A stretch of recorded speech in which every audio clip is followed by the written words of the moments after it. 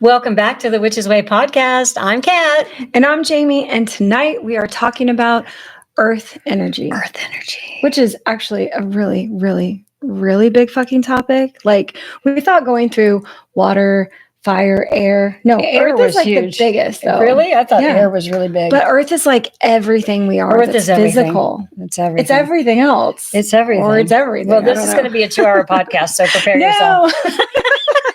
No, not a 2-hour podcast. But, the fact is that earth energy is all around us. It's the ground we walk on. It's the stability in our lives. It's even like the pain and the pleasures that we experience in our physical form. So because we're spiritual beings having a physical experience, all of that experience is all fucking earth magic, technically, or earth energy. Not magic yet. We're going to get into magic in like the second part. But what does it really mean to embody the earth energy, and how do we work with it within our spiritual practice? Because as we start to like dissect this energy of earth energy, you're going to realize just how big it is, and how you're like, oh my God, how does that become smaller to actually work with? It's huge as an idea, as everything that we do. And it's just crazy. So let's go ahead and dive into earth magic as spiritual and magical force that we learn to work with, and kind of like, we're going to go into rituals as well, like honoring it through rituals. So I know this first part's going to be a lot about just discovering, really understanding, because I think when we say earth magic, I don't think I even realized how big it is or how much it encompasses. And you're like, holy shit, it's all earth magic kind of at first. We live on earth. We live on earth. We are on the earthly plane. Like, when you start to like really, I'm telling you the levels, it's fucking insane. So before we get started, we need to warn you that we may discuss death or suicide. I do believe that. I think it may come up. So these are experiences. Yeah, if that might trigger you. It could be abuse, death, suicidal stuff. And I'm not talking suicide as the act, but suicidal thoughts for sure. These are all things that we're dealing with when we have the pain parts of being spiritual beings in a physical place. Yeah. Yeah. First, let's talk about how earth is our physical foundation. It is. Earth is the ground we walk on, but it's also the foundation of our being, our body, our stability, money, and our survival in this physical realm. Everything. The earthly classroom, we're, like Jamie already said, we're spiritual beings having a human experience. And sometimes it really fucking sucks. Yeah. I mean, so you could even say, like, we're spiritual beings having an earthly experience. Yes. Like, we call it being human, right? Because that's what we are as a species. In physical form. Right. Like, that's our label. Yeah. But we're spirits having a physical experience. Yes. In a physical place. Yeah. Dealing with all the earthly things that we have to deal with. Our higher selves chose this incarnation. So that's always a good thing. Yeah. It's always a good thing to remember that, as much as many challenges as we might be faced with. I was going to say, as much as shit sucks, but Kat said it better. Yeah, I think, just I can think of times in my life, it's like, why is everything so hard? So hard. Why is everything so difficult right now? Why am I having to struggle, especially when I was younger? Just like life We're all was. Young. Struggle is, when you're young, it's a struggle. Your 20s, yeah. Even maybe starting in your teens. But for sure, your 20s, those are years where you are figuring things out. Mm-hmm. But we chose this. So we believe anyway. We do believe that. And that's a personal belief, and not everyone believes that.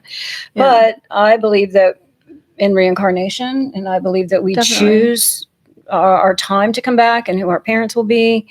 And part of that is the painful experiences, because nobody gets through this life pain-free.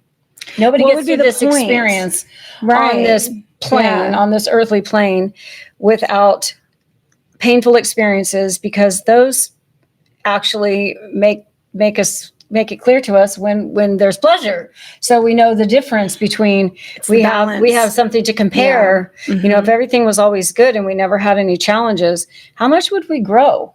What would we know about our growth even? You had nothing to compare it to. Well, and not only that, but how could we feel compassion and empathy for other people if we didn't, if we hadn't experienced things ourselves? I mean, I think that's where that compassion comes from. Definitely. Is because it was like, I've been through that. I really feel, I really feel that. Yeah. I do think that there's this balance that we have to find within the pleasures of being human and being physical, and then like the pain of it also. Yeah. I think our challenge here is to find that balance. Definitely. And those challenges that we experience through this life, they help shape our soul's evolution, and they prepare us for what our next life will be. Yeah. I do believe that I don't know if prepare is the right word. Yeah. But I do believe that we build through each incarnation. We build skills. Hopefully I think that's what the intent is. I think that's what it is. I think that's what the intent is for us. That's why it's a classroom, right? Yeah, because we're building skills. We're learning things that we can't learn on the other side. We're coming here to be physical. So it's like, let me experience all of these emotions in what is actually a very short time for our souls or our spirits. It's such a short time. It is. It's like I'm 66 now. I'm like, wow, my time here now is really, really short. 44. And I'm like, oh, fuck, my life's already almost over. Yeah. No, not yet, honey. In another 20 years, though, you'll really feel like that because you're going to. I already feel the pressure. Because I remember 44 and I wasn't feeling like what I'm feeling now. Like I'm pushing 70. I'm like, oh, shit. Oh, you'll make me sad. I don't want to think about the loss of my mother. Yeah. Okay. Well, let's talk about something else. I mean, when I think about the earth energy, it's one of the things that definitely drew me into witchcraft because I wanted something that was more, I don't have the words to describe what religion is to me as a concept versus what being a witch and like getting into witchcraft and the magic of embracing the earth and all of its elements. But, witchcraft is often referred to as an earth-based practice. Right. So like it is about us being physical. And that's one of the things that I loved about it because it was embracing our experience here and not saying the little that I know about Christianity and that I don't know why, but you're just born from sin and you're a sinful person until you repent and die. And then you go to heaven and then you get to forget everything you ever knew about anybody, but only know Jesus. And so like that didn't click with me as much as. And there's a reason she doesn't know anything about that. And that's because I know very little. Because I didn't raise any of my children with religion because of my own experiences with religion. It's just, that feels so disconnected from what we're actually doing here to like give up everything to surrender to one past living being and the creator. It was like, well, how does that honor what we actually are all doing here? You know what I mean? I know what it did to me to feel like I always had to be, if I wasn't living right, if I was doing bad things, which I did. But in some I was going it's to like hell. Dancing before marriage is bad. Like I've heard some really crazy little, stupid shit, right? Like ridiculous. What do they call them? The little areas of Christianity, like the little,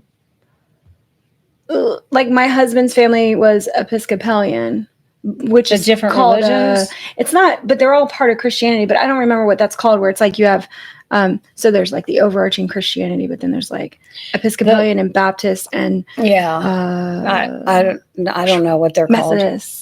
I don't know what they're. But so there's all these little, like, even within that main religion, there's all these little sectors of people that also believe like just little things are bad. So when you say like I was living badly, did you dance before marriage, or like the crazy stuff they come up with? Some religions definitely are more strict in what you can and can't do. What's considered bad, right? Yeah, what's considered against the religion. Actually, it's like actually the way that they phrase it is it's against God. It's against God. It's against God.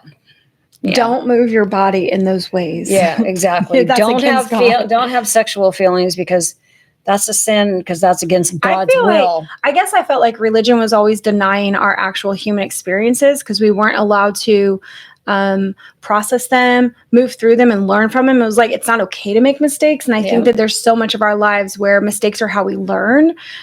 When I was raising Cameron, I know that was a big part of, as a mom, I committed to allowing him to make mistakes so he could learn on his own what that felt like, so he could get better. But if you're always like protecting the people so that they don't make mistakes, they don't truly know what that is to live out. Like, a mistake you can learn from. A mistake is an opportunity for learning. I think that because, and we sort of got sidetracked here on what our topic is, which is about earth energy. Yeah. But I do think that because religion has played such a huge role in humanity, at least for the last 2,000 years or so, and it still does for some people today, that it's hard to separate the two, because we have people all around us who believe certain things that we don't believe anymore. And it feels like that's the norm, and it makes me feel abnormal. Not in the norm. I took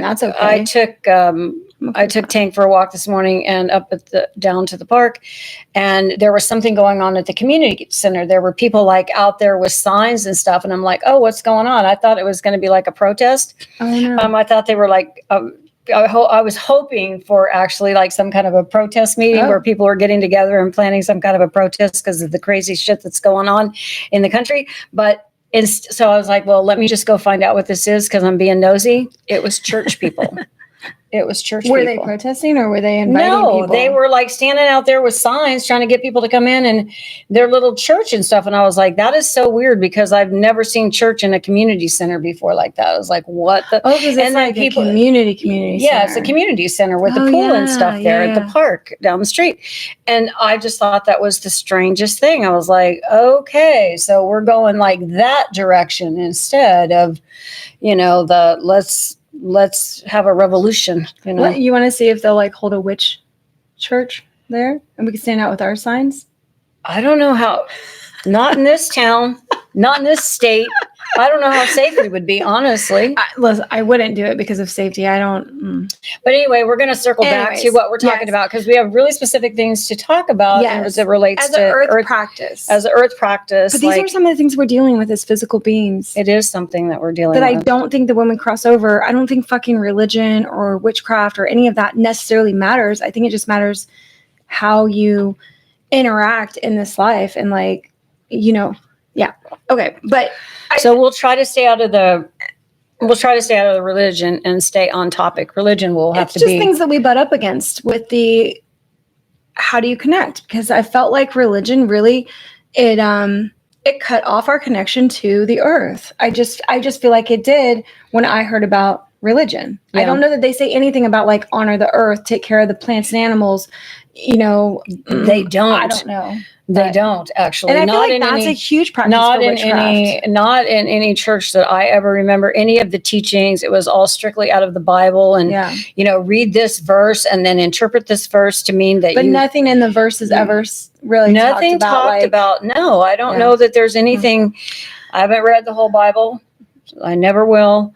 But I did spend a lot of time in Bible studies and catechism and all the different things that catechism. I was raised Catholic. Catechism. Huh? Catechism?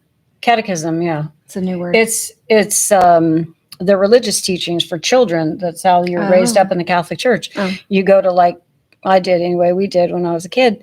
Every Saturday we were in catechism, teaching, learning, I have to look that word up now. Yeah.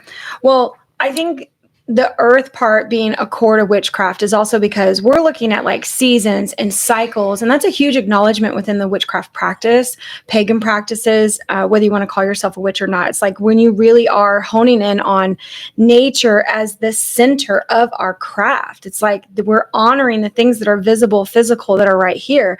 And we even think about the earth as this divine feminine. So in one part, it's like earth as this sacred thing that we live on. Oh my God. But then earth is also sort of a divine.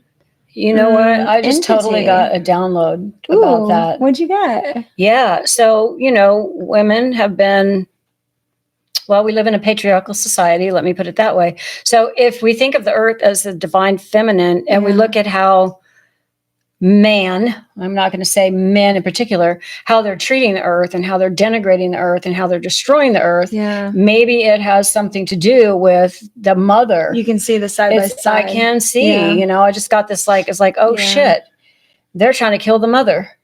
I don't know that that's really, that's a bold statement. And I don't really think that they're trying to kill the mother, but they're not respecting it.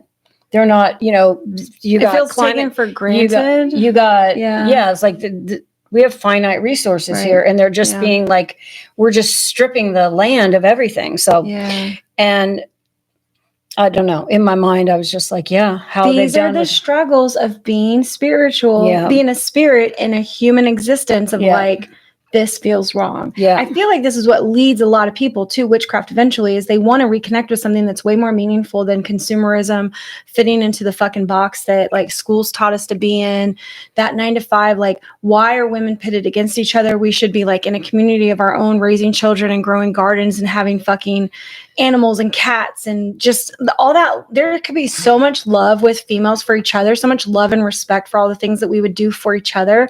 And yet we're like, nope, you need a man to be valued and you need a title. And, you know, like that's how you're found worthy. I was going to say worthy, but I wasn't sure if that's the right word. It's like almost like you've made it, like, oh, you did well for yourself. You found yourself a good husband, or I don't know. I'm thinking back to like movies and lines and the way people thought, like, if that's an unmarried woman, poor her. And if she's married and kids and they're growing old together, it's like, that's the fantasy life that everybody wants, right? So here's something that, I know, sorry, you guys. We're like, listen, this is what happens with us. We can't help ourselves.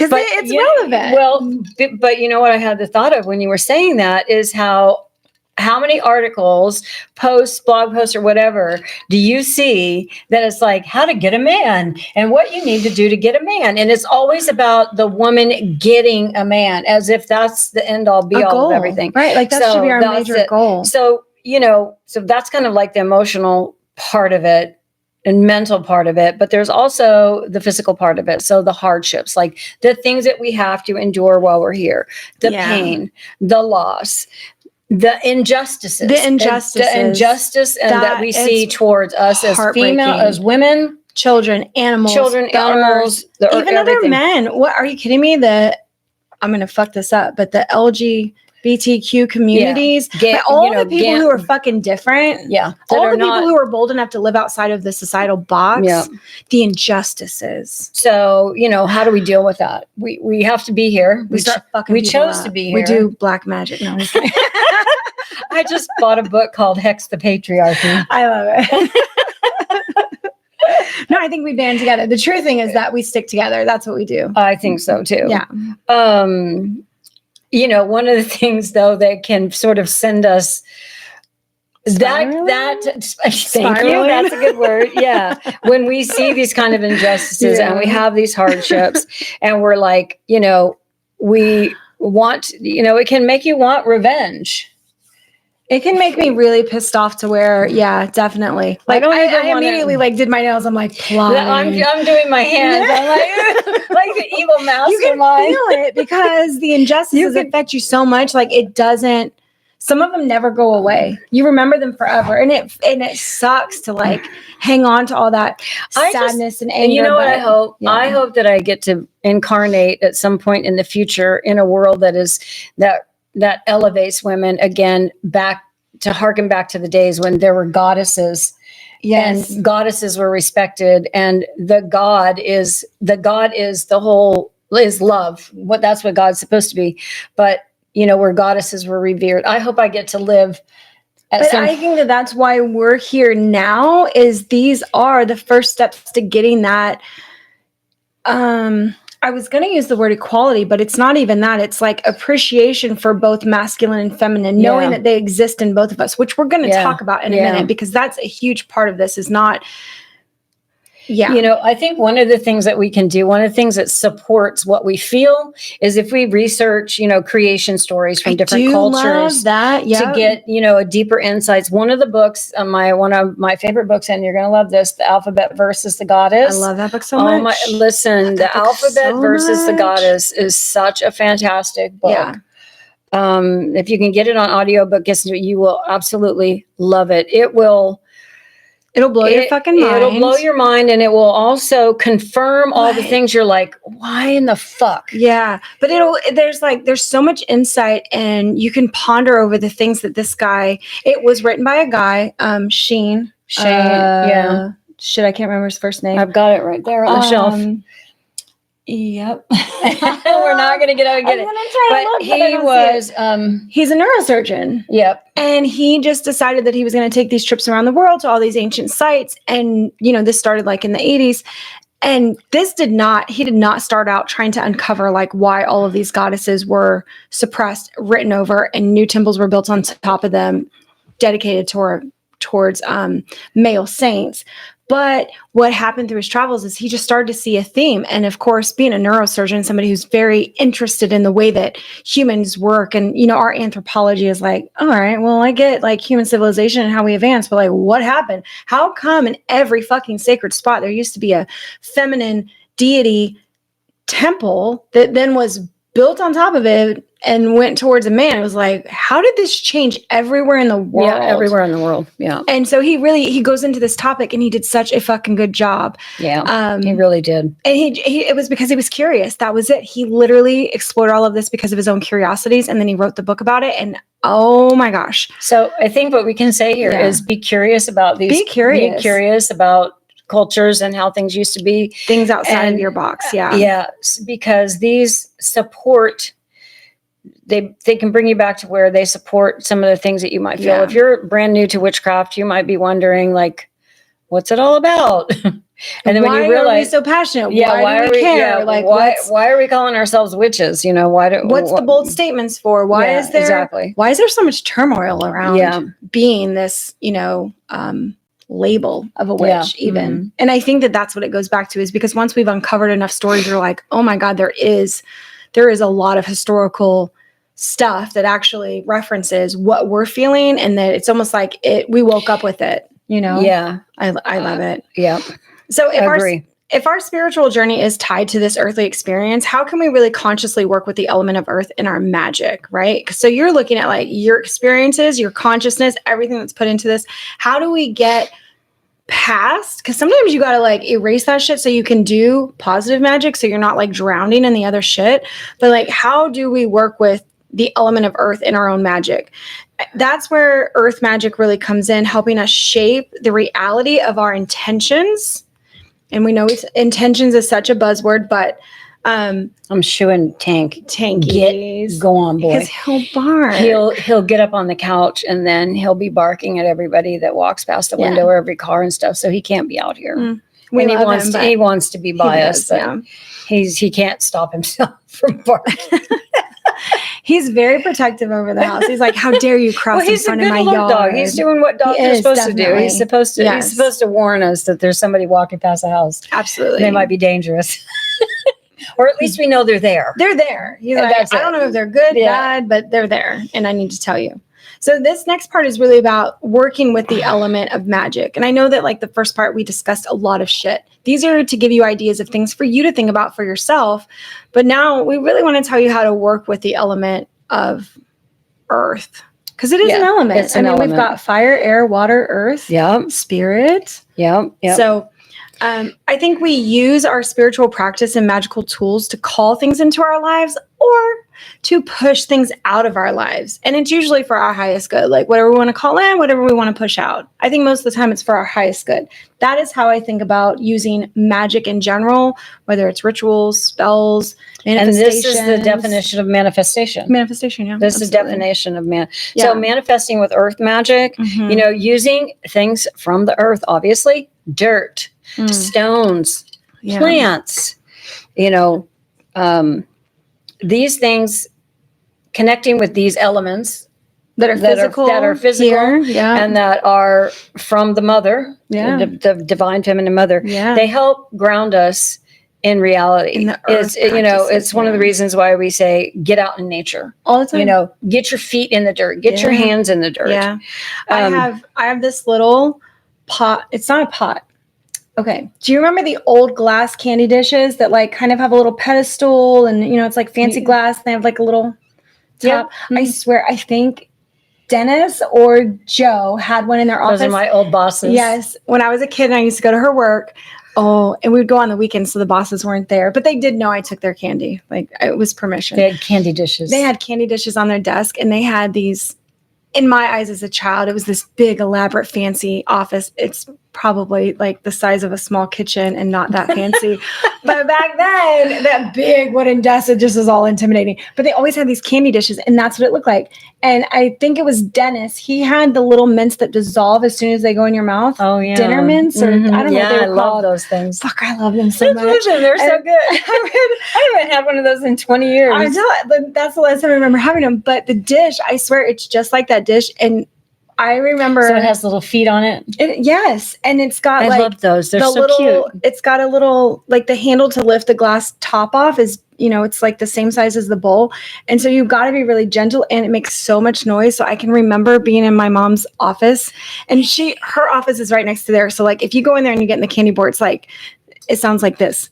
Clink, clink, clink, clink, clink. Like you can't help the glasses clinking together. But I ended up finding one of those at a Goodwill, and I filled it with dirt. And it's actually, I keep the element of earth in my office because I filled that glass dish with just dirt, like some dirt from my yard, some probably potting dirt, just dirt. And sometimes I put crystals in there, but I just keep it in my office as that like representation of the dirt element. Mm-hmm. It's something just weird that I do. Somebody will find that one day and they'll be like, what the fuck is buried in this? That's like one of those things where if you die, somebody needs to go to my house and just clean out weird shit so people aren't going, what's in this? what is that? I don't know. Well, you know what dirt, what dirt is really good for besides putting your feet in and having under your desk? What? It's good for writing your intentions down and burying them for manifestation. And also, so like altars, these are great things for your little, I don't know why you would have it on the floor it's on the floor under your desk. So it doesn't get knocked over. Oh, okay. Because I'm worried about it. Like if it was to break and get knocked over, it would be a mess. It would be a big mess. For sure. And it's like on the ground because it's like grounding. I don't know. Grounding. It made sense to me. Well, anyway, I was just thinking about altars, building altars and using things from, nature, like soil and salt and even bones. And, little butterfly wings and, snake skins. You think about all the things that we have are really, they're the earth element. Yes. I mean, we assign them to other things like wings would be air, but truly they all really come back to being an earth element a little bit. Yeah. So I don't have any bones. Although I do have like a dead insect. Dead insects. Yeah. Yeah. I got plenty of those. In jars and stuff like that. But I don't have any bones. Do you have bones? You know what? I remember the first set of bones that I found when I was out walking around in the woods. You found bones? I did. Turtle bones? Yeah. How did you know it was a turtle? Because the shell was there. Oh. Like it was part of his shell. And it was completely white. It felt so, it's weird to say holy. It didn't feel holy because I don't really know what that means. Yeah, but it felt like important because I was on a path, Mom. Okay, like did it feel like the universe put a gift in front of you? It was like, here, explore that. Yeah, because they were in pristine, like washed condition. There was nothing gross about them. They were pure white, and it was so they'd been there for a while. Yeah, but it was on a path that people took. That's what was so weird. And I'm like, nobody messed with these. I'm finding these bones, and so fast forward 25 years. Cameron is walking home one day from school, and he takes a little shortcut through the woods, and he finds fucking turtle bones. And he brings them home to me. Oh. And so in my fairy garden, which is being under construction, I have, and mine was a cracked shell. And so, I found those back when we lived on 37th Street by KU. I had those bones until I went off to the Navy. 15 then. Yeah, 14, 15. Yeah. I had those bones until I went off to the Navy. And then I was like, I don't really think I should take them with me. I probably put them out in the woods. I was like, okay, return to nature. But what was so cool is like my son around the same age, beginning of high school, walking home on a path, found an actual whole tortoise shell. And turtle is the wrong word. Tortoise is the better word. And he brought it home, and I still have that tortoise shell in my garden. And it's probably a gopher tortoise, which are, endangered and protected. Yeah. But it's like, I have it there as part of this. My whole yard probably is an altar, I think. Like I give to it and take from it. And it's like, it's an exchange all the time. It definitely is. But yeah, tortoise bones are my first bones I ever found that I kept and picked up and stuff. I don't, the only bones that I've encountered are from the sea, You know, the one that's the little round. What are those round ones that got the little holes in them? What's that from? It's from some kind of a fish or some kind of a... Wait, what? Spine? Like the it spine might be part? a spine. Yeah, it might be part of the spine, but it's circle. It's round. Yeah, it's the spine circle, part. and it's about so thick. Technically, shark's teeth are kind of fossily bone Yeah. type things. Yeah. But finding bones of animals, I'm not so much for skulls. I don't know. Something about that feels too macabre for me. I'm not that. But I don't know, shells of things. Yeah. That what they lived in. Like technically seashells are fucking bones, you guys, okay? Seashells are bones. That's what the animal lived in. Yeah. I mean, yeah. Okay. Enough about that.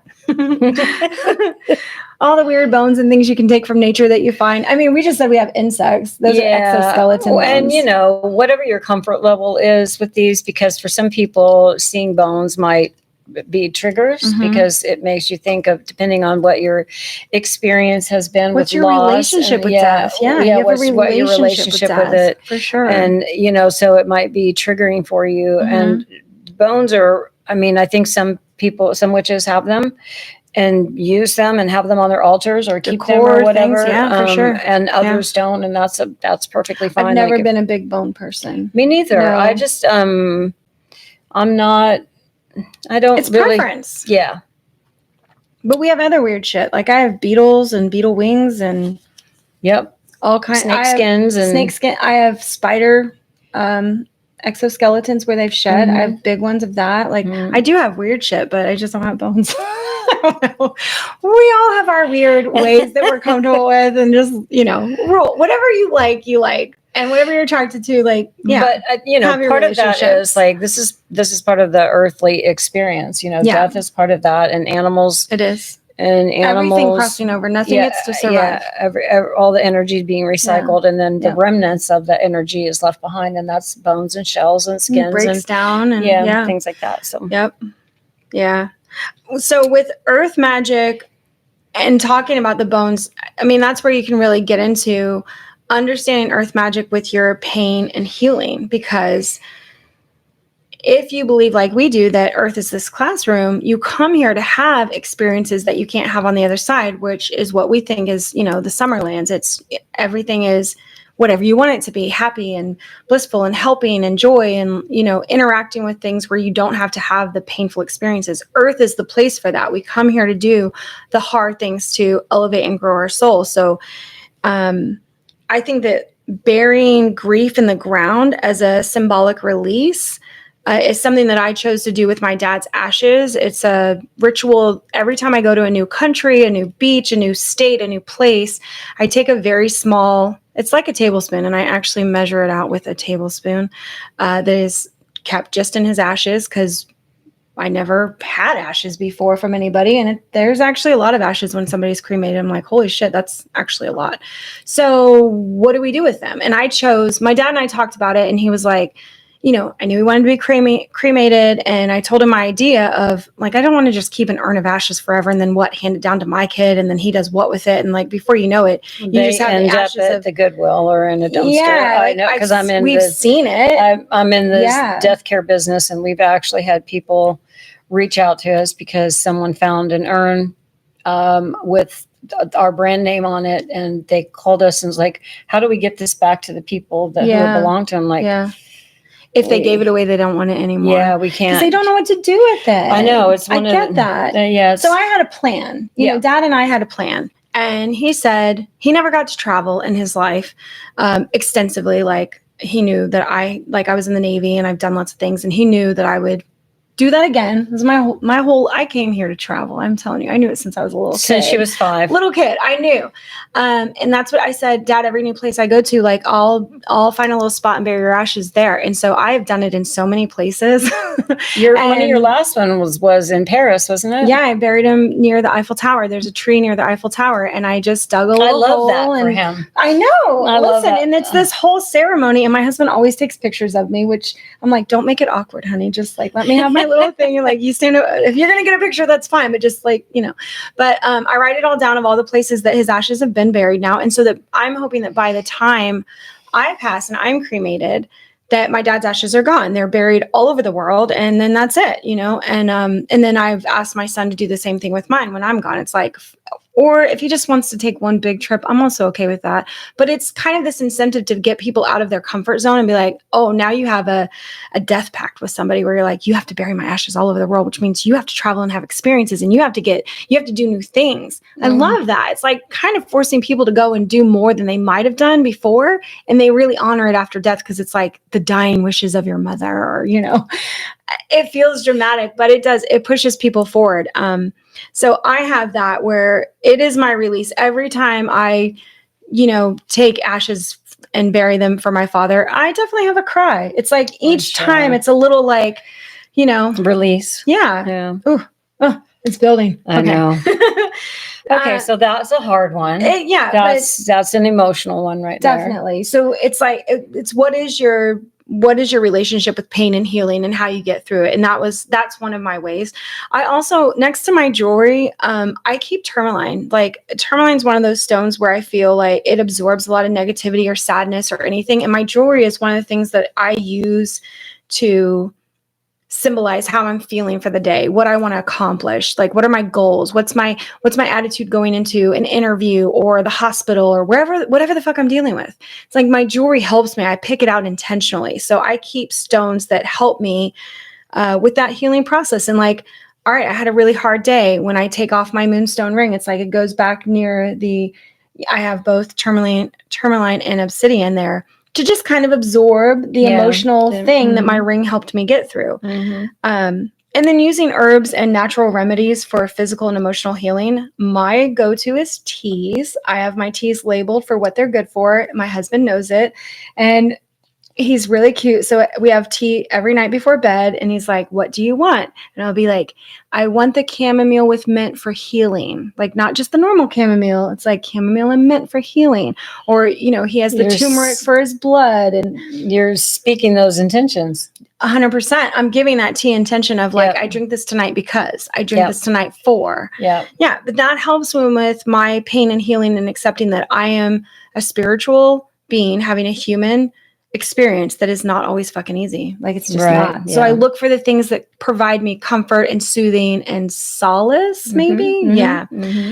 So I do want to recommend one thing for you guys. There is another book called Journey of Souls, and it's by Michael Newton. And it's so good. Once you get that book, like it'll lead you to a lot of other books within that category. But it is, if you have a lot of hardship around death, past life stuff, crossing over, if your relationship with death is not great and you want to understand more about like why we're here, I feel like Journey of Souls is just such a good place to start. It is. And it's by Michael Newton. So just a little resource for you guys. Yeah.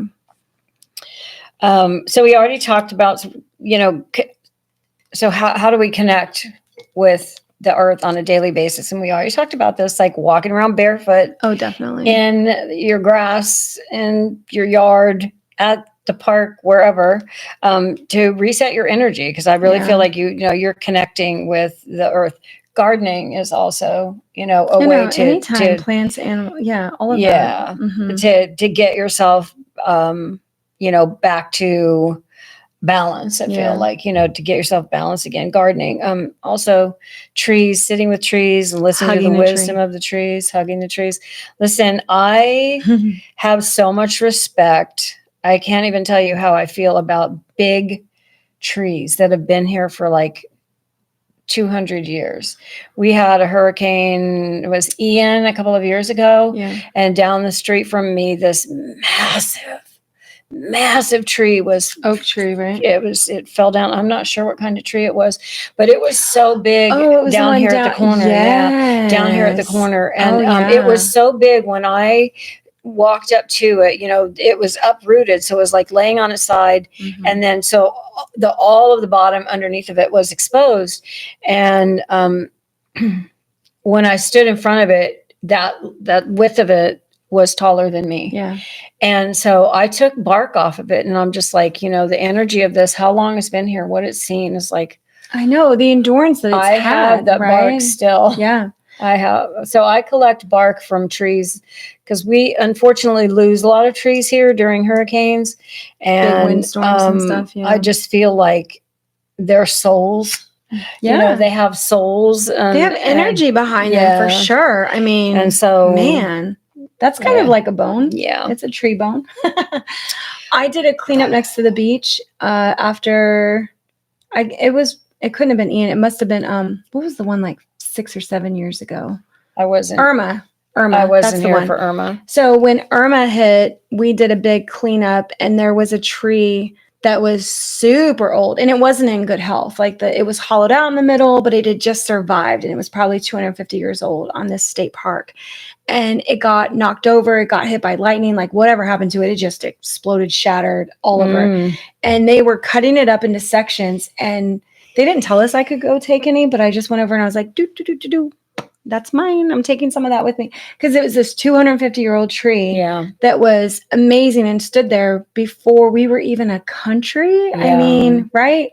When you think about how roughly, I just saw this picture of, I think it was the sequoias. Yeah. Okay. And so these trees are like, there's a little man. He looks like he's little man. He looks like he's he's a Lego person. He looks like he's this freaking big because these trees are so massive. And I saw that picture and I was like, I lived in California for 30 years and I never went there. And I'm so sad that I never went there and saw that. You still have time.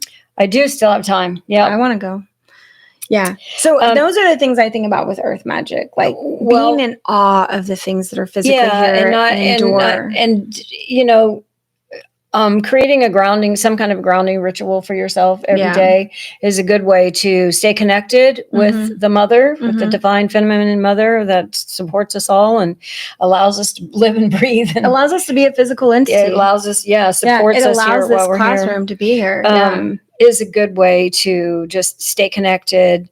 And every morning I walk Tank and every morning I'm in awe of the sunrise and the clouds and stuff. And I just think that, those kind of rituals where we get out of our house and out of our heads and into nature are so good for our souls, especially as witches and as people, as what are we calling ourselves?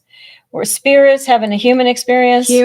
Spirits having a physical experience. Our physical. They are good for our physical because we deal with a lot of shit here just on the regular every day. I know. And then we get so disconnected from the place that we're actually at. It's like we forget Earth and we think work and money and lifestyle and houses and bills and a lot of the times we're in survival mode or we're just in automatic mode. We're just in let me get through this week, let me get through this month, let me get through this difficult time with whatever is going on, and that can very much disconnect us from what's really important, which is if we look outside and there's a higher purpose. You know, it's not just about making sure your bills get paid. Like there's a higher purpose to why we're here.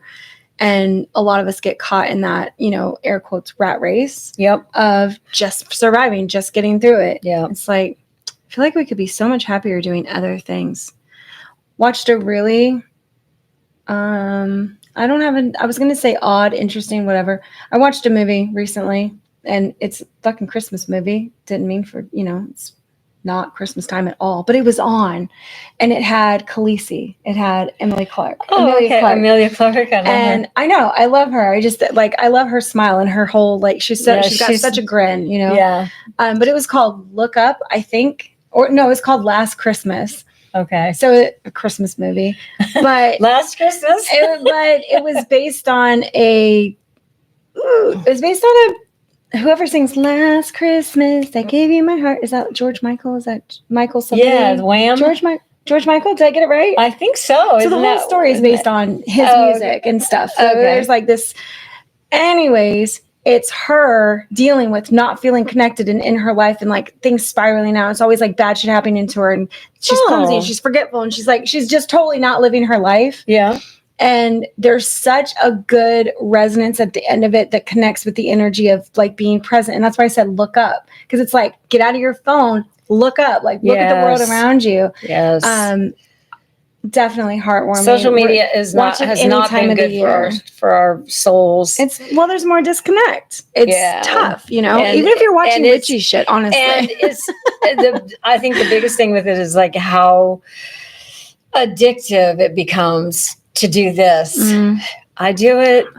I do it. Yeah. And it's, yeah. Okay. I was thinking that's like in our earthly world, but it shouldn't become our earthly world. Like, don't become like so sucked into the virtual part of it that you're not living real life. That's the look up thing. Like, get out of your phone, look up, like look around. And he was leading her through there's a guy and he's leading her through London. And it's like all these things. She's like, I've walked down the street a million times and I've never seen that. It's like, yeah, look up. Yeah. So it was great. I don't know what made me think of that. Getting out and getting away from your shit. Like, take a walk, get in a garden, explore something new, go down an alley you've never been down, put your phone down, all of that stuff. Yes. Yeah. Yes.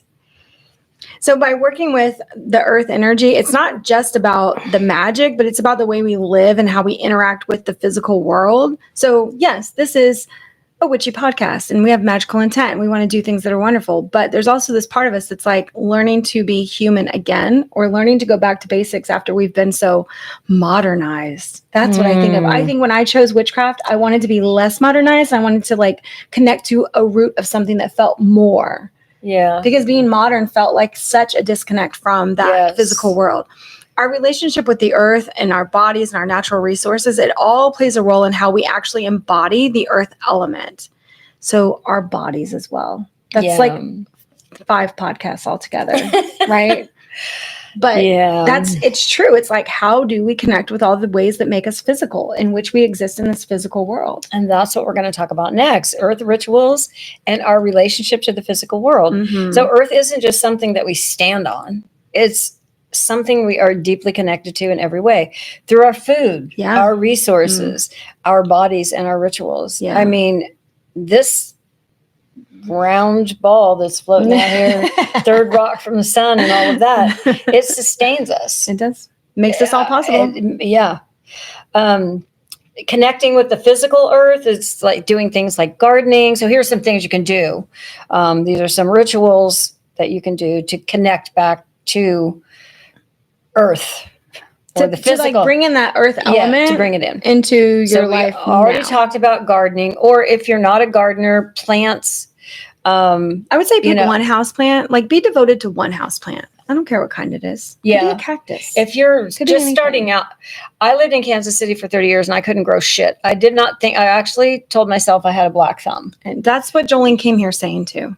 Yeah, because the things that I tried to grow died, and you know what I realized? A lot of it was because I would buy them and then I wouldn't pay any attention to them. You're like, oh, you're pretty in the store. Do well here. I would forget to water them, or I didn't have enough light in my house. Disconnect. You didn't learn to take care of it and nurture that thing. So, tending to plants and tending to gardening, these are things that are acts of devotion, if you will. They're acts of love. Because when you even though my weeds drive me crazy, your weeds, the here, when it rains, it weeds like sprout up everywhere. It rains weeds. And then you're like constantly fighting this battle with the weeds. But there's so much of my yard and I just have, like, compared to Jamie's yard is like a whole nature sanctuary. Don't talk me up. Jamie's yard is like a whole nature sanctuary. It's so cool. My yard is very little, but the most beautiful thing to me is to sit at the window and see all the butterflies flying around because I planted plants for butterflies and the birds. So she doesn't just have grass, which benefits nobody. It benefits the status of, like, look at my green lawn that's perfect and dead and void of life. Like, I fucking hate grass so much because it doesn't support any life. Like, it's just, we need grass though. But why? Wait, no, I'm going to challenge that. Why do we need grass? Well, because they got to play soccer and stuff down at the park. There's a big grass, and Tank needs to run in the grass. You can't run. I have big teeth sucking.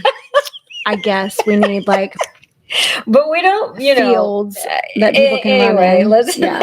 Okay, fine. Jamie's gonna get rid of all the grass in her yard. That's her goal. Fuck grass. So gardening and tending to plants is an act of devotion. Mm-hmm. honoring stones and crystals, which I just love, and land spirits. I know, the land spirits thing. Yeah. I love how that's really come back around in the last like 10 years. I feel like people are more talking about connecting with people who have lived in these places before, which I've always thought about, but I thought it was haunting. If we just think about like what was here before, wherever we live, what was here before, because at one time there was nothing. And then people came and we tore stuff down. And unfortunately, we're getting sad again. It's hard to find that balance between, it really is, yeah. We need places to live and, things like that. And then, and then to honor the earth just as it is without fucking with it. Yeah. 100%. But, I feel like what we can do in that situation is we can bring that stuff onto our own property where we have control. There's a balance. Where we have, needs to be where we have control and we can plant flowers and we can tend gardens, we can grow vegetables or have fruit trees or plant a tree and then watch it grow over time. Oh my gosh, do you know how I have to tell the story because Dennis, my old boss's wife, Dennis, his wife is Mary Beth. My old boss's wife. My old boss was Dennis, and his wife was Mary Beth, and she was a gardener. She had a beautiful yard like yours. She spent all her time out gardening. But one year was it my birthday? It was probably my birthday. It was something. I think it was my birthday. She bought me a tree. She bought me a maple tree. Aww. And had somebody come out from the garden center and plant it in my front yard. And to watch, and it was a little thing when I first got it. It's probably 5 foot. And when it was, that seems right. That's small. Maybe it's pretty small. It's small for a maple tree. It's small for a maple tree. But I was in that house for 22 years. And I probably had that maple tree maybe 10 or 12 years. And by the time that I moved out of the house, that tree was huge and beautiful. It was a red maple. And so every year the trees would turn red. And it was such a joy to look out there. I put lights in it when it was summertime and I could hang bird feeders from it and stuff like that. It brought life.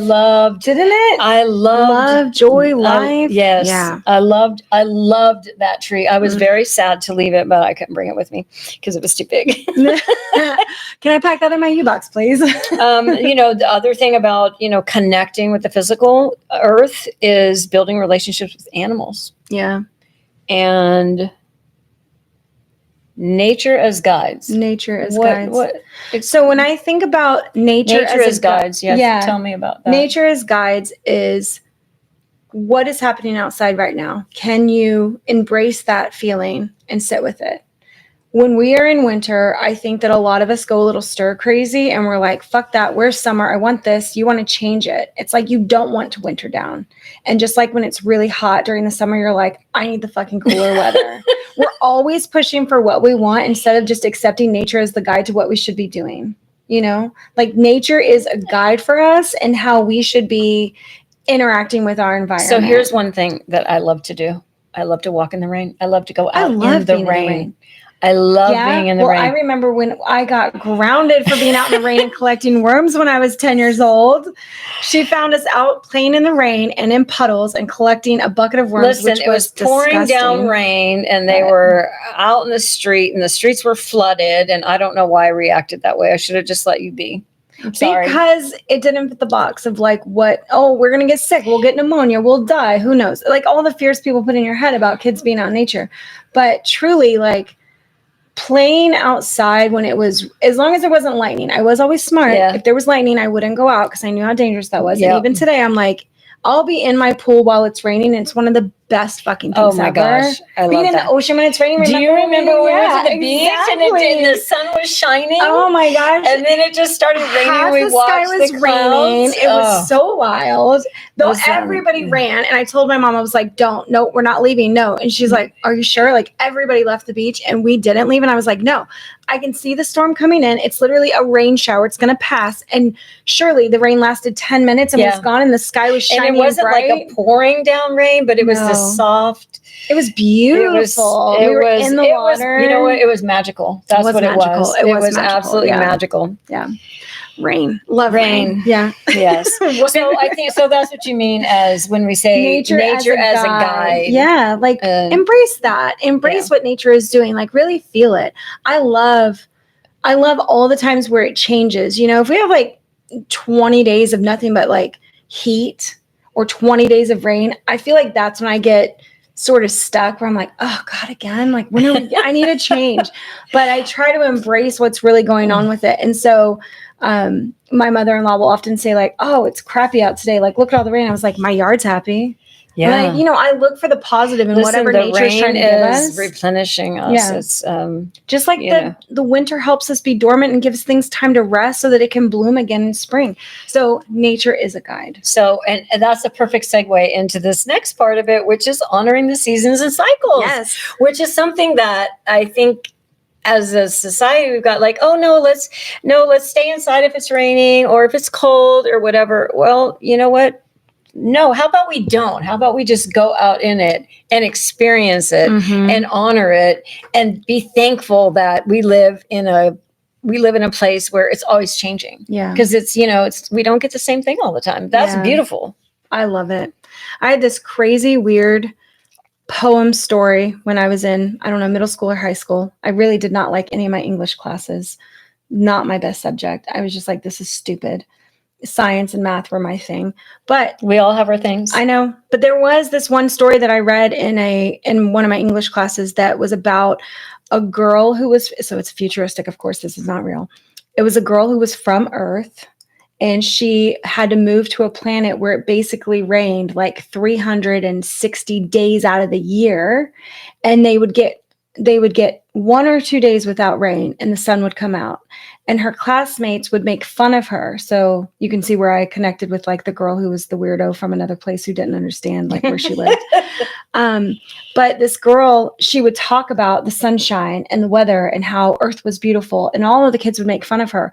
And part of the poem was about how her ears would be hurting because it rained all the time. It was like a nonstop noise in her head. And she's like, there's never silence here. You know, it's always pounding. It's always this thunder. It's, there's never any peace and quiet. And one of the days when it didn't rain, the mean kids at school locked her in a closet while they went out and enjoyed the peace and quiet of like the sunshine. And she was locked in a closet. And it was this whole poem about her feelings of being denied what she felt like was her birthright, which was to be in the sun. Yeah. And their birthright, because they were born on this planet of rain, was to be in the rain. And they stole that from her. And so I don't know. I'm sure we had to write an essay on it or some shit, but it made me mad. It was a poem? Well, it was like a short story poem thing. Okay. I don't know, whatever English teachers make you do, read short stories. But we had to read something and write about it. We had to analyze that. And I was like, I'm fucking mad. I'm mad. Like bullies, the fact that she got denied what something that I love so much, the sunshine, the warmth of the sun. Like I love rain too, but 360 days of rain to get like, yeah. So that would be hard. Why did I even start that story? I don't have any idea. I don't know. We were actually going to be talking about honoring seasons and cycles. Being appreciative of what you have while you have it, I guess. Like changing with it, going with it. In all the things, whether it's sunny or rainy or cloudy or hot or cold or snowing. Find a purpose for them in your own life. Like see what you can relate to it. We talk about our own wintering. We talk about our own, like, what's our spring, and that we can't be in full bloom all the time. Like we have these analogies now that have become very popular. And I think that that's where, we go back to like nature being a guide and aligning our spiritual practice with seasonal changes, celebrating equinoxes, solstices, and just being like, oh, look, another thing is passing. Another time has gone by. Honoring that shift. The cycles. Honoring the shift. I think that that's really the point. Yeah. Yeah. And in these things that we're experiencing in these cycles where we come to understanding, even if it's not at the top of mind, it's intuitive that we know this is the balance of life and death and cycling through Earth. And I don't think we realize it, especially when we're younger, that all of these cycles that we go through, they're leading us to a place, which is our time here is done. Yeah. So we should. It's evolution and elevation of our soul, of our experiences, for sure. Yeah. I love the understanding of the balances, because it's a struggle, to accept that death is part of life. Yeah. so something that I've been saying for a while now is like, nobody gets out of it alive. You know? Like to kind of poke fun at it, but we don't. Well, just to circle back really quick, if you have, depending, what's your relationship with death? How do you feel about that? How do you feel about the grief of death? If you've lost someone, Journey of Souls, get that book. Definitely. Also Signs by Laura Lynn Jackson. Yep. Signs. The Light will Between really Us, help, also by her. It's very good. That will really help you understand how temporary, we all know that we're just here temporarily, but it will help you understand that this is not the end. Well, and we get stuck in our physical experience so much that we don't want to die. It's like, no, that's the part of the natural evolution. Yeah. That's what we're supposed to do so we can do something else. It's interesting because as I'm getting older, like I said at the beginning of this, like I'm pushing 70, right? So my time here is getting really short, and I'm okay. I know not for you, but I'm okay when that time comes, I'm getting these chairs when you die. I don't have fear around when it's my time. It just is. And I'll just know that, I don't want to go, but there'll come a point where I do want to go because I'll be pretty fucking old. And I'm like, I'm about done with this shit. I can't move anymore. Yeah. Can't squat down. I'm wearing Depends now. Like, fuck this. Don't want to be here anymore. This. I get teeth are falling out. I think that kind of brings us to the last point of like the connection with like our relationship with the physical world and the relationship and the rituals that we do. How we treat our bodies is, you can think about that as a connection to our earth energies, Yeah. How well do we treat ourselves? Because we are also, the physical bodies are the earth part of ourselves where we're spirit and light inside, and we're embodying, like we're in the physical body. So how well do we treat this? They say temple and, the thing that is supposed to get us through all of these experiences. I definitely didn't start honoring that until I was a mom. And I thought about how I had to honor his body, and like I have a child, and how am I going to help him honor his body? I didn't think about my own before that. And I was 25 when I had him. So it's, I think that's another balancing of pleasure and pain, where food and alcohol, drugs, addiction can all become part of helping to mitigate that pain. And we treat our bodies with that, trying to lessen the burden of what life has done. Instead of feeling it and then getting to the other side of it. Going to counseling, dealing with it. It's getting to the other side of it. Yeah. We push it down. I think for many times in my own practice, I had this whole witchcraft practice outside of my body and honoring the earth cycles, but I treated my body like shit. We do that. I think we, especially when we're young, we take for granted that we're always going to, we take for granted our youth. We take for granted our bodies and the capabilities of our bodies. Yeah. And we don't realize that one day we're not going to be able to do squats or bend down or, like I have bad knees. I can't sit cross-legged. Yeah. I can't do yoga because my knees are fucked up. You can do some yoga. I can't do some yoga, but I can't sit cross-legged anymore. Yeah. And when I see people doing that, I get really jealous. I'm like, I want to do that. That's why I'm going to get knee surgery. Dealing with like our hereditary shit, there's the acceptance of that comes with it. You have the pain of like, I lose mobility in one area, but you can have pleasure in knowing that you can still do all these other things. You have your mental faculties. There's a lot of other things that you can still do. We talk about the balance of being spiritual beings or being a spirit in a human body. Like there's always the balance. Nobody has it perfect. There is no perfect ideal thing, And so we're all dealing with like our own version of what our life looks like as spirits in a physical body. Yeah. So I guess our question for you is, what is your personal relationship with earth energy? Absolutely. And how do you connect with it in your daily life? And I really feel that for me as a witch, and I hope this is this way for so many witches, is like, that's where our focus should be. Is like, how do we connect with nature and the natural and our natural resources and earth and stuff, as part of our practice and as part of our spiritual path. Mm-hmm. Because I feel like there's where we get enrichment in our souls versus looking to the outside things, the material things of the world that are promoted to bring us happiness and satisfaction. Yeah. And really you can have all the things and still feel empty, disconnected, discontent. Yeah. And you're like, what is wrong with me? I have a beautiful house. I have money and all the things that I want. All the things that people say, this is what success looks like. This is what success looks like. And this is what unhappy in my soul. You just look at commercials. They sell a lifestyle, and then all the people in the commercials are always really happy because they have this, like, all this stuff, but when you actually acquire those things is when you realize how little feeling there is in stuff, there's not a lot of satisfaction in having stuff. No, there's not. I think there's a lot of overwhelm.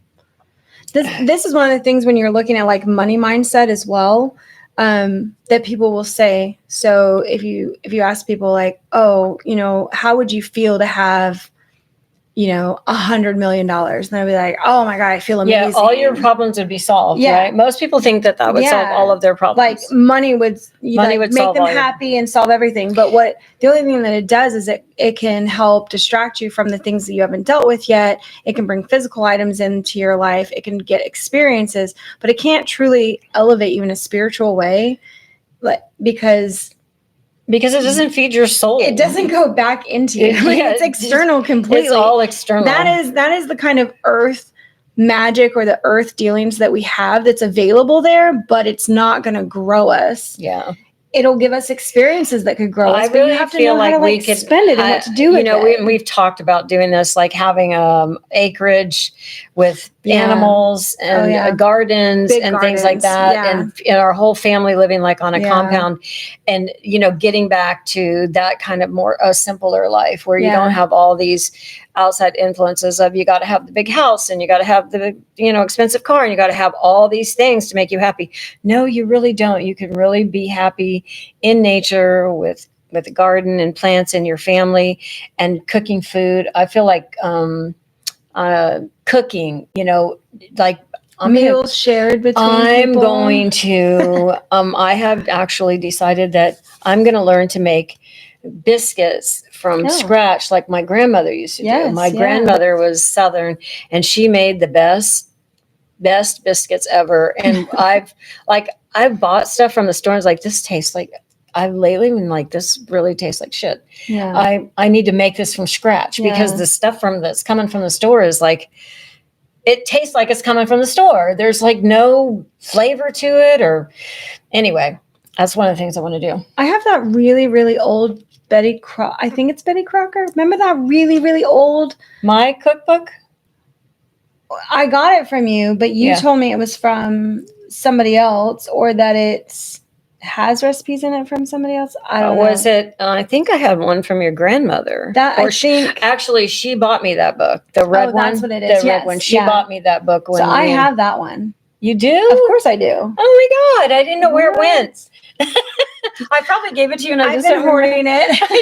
I don't use it at all. That thing is now like almost 50 years old because John was like 2. Your brother was 2 when your grandmother gave me that cookbook.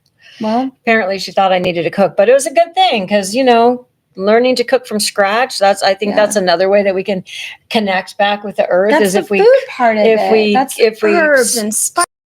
From scratch again instead of from a box or going out to a lot. Growing your own herbs. I'm sorry, that is like it's such a huge goal every fucking year. So these are ways, cooking too. We didn't talk about that a lot, but when we think about food, if we go back to cooking, which I know depending on your lifestyle, depending on if you've got kids and you work 2 jobs, sometimes that's not practical. That's not practical. It's more of a burden than anything else, but eventually you'll come to the point, or there'll be times when you can cook. And I really think to connect, I think that there's connection in, taking the flour and taking the sugar and imagine you're like getting your hands all in there, and then you can stir with intention. Yes. So earth energy reminds us that no matter how chaotic life gets, we are always supported. Mm-hmm.